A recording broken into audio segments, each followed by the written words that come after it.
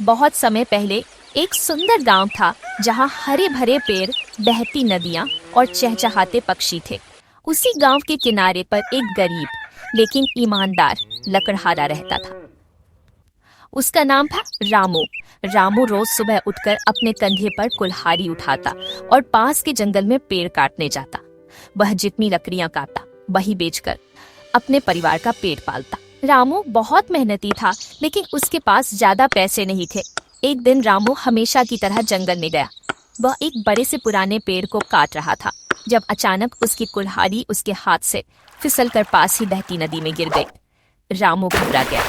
वो जानता था कि उसके पास एक ही कुल्हाड़ी है और अगर वो नहीं मिली तो वो अपने परिवार के लिए खाना नहीं ला पाएगा। उसकी आंखों में आंसू आ गए।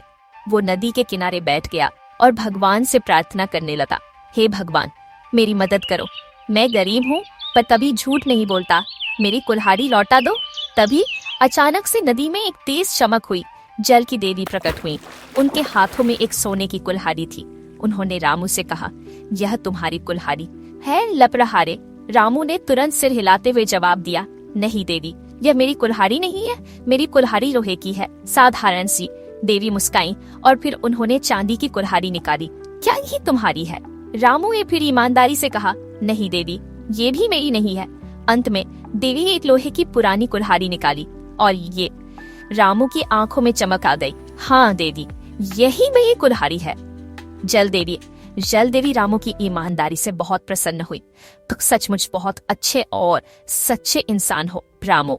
तुम्हारी ईमानदारी के लिए मैं तुम्हें तीनों कुल्हाड़ियां सोने, चांदी और लोहे की उपहार में देती हूँ।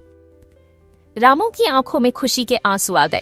उसने तीनों कुल्हाड़ियां धन्यवाद सहित ली और देवी को नमस्कार किया। रामू अपने घर लौटा और अब उसे लकड़ियां बेचने के लिए रोज इतनी मेहनत नहीं करनी पड़ती थी, लेकिन उसने फिर भी अपनी ईमानदारी नहीं छोड़ी। वो अब गांव के बच्चों को कहानियां सुनाता और उन्हें सिखाता, ईमानदारी का फल मीठा होता है। कभी भी झूठ मत बोलो, चाहे हालात कितने भी मुश्किल क्यों ना हो। ईमानदारी हमेशा जीतती है। भगवान भी उसकी मदद करते हैं जो सच्चे दिल से काम करता है।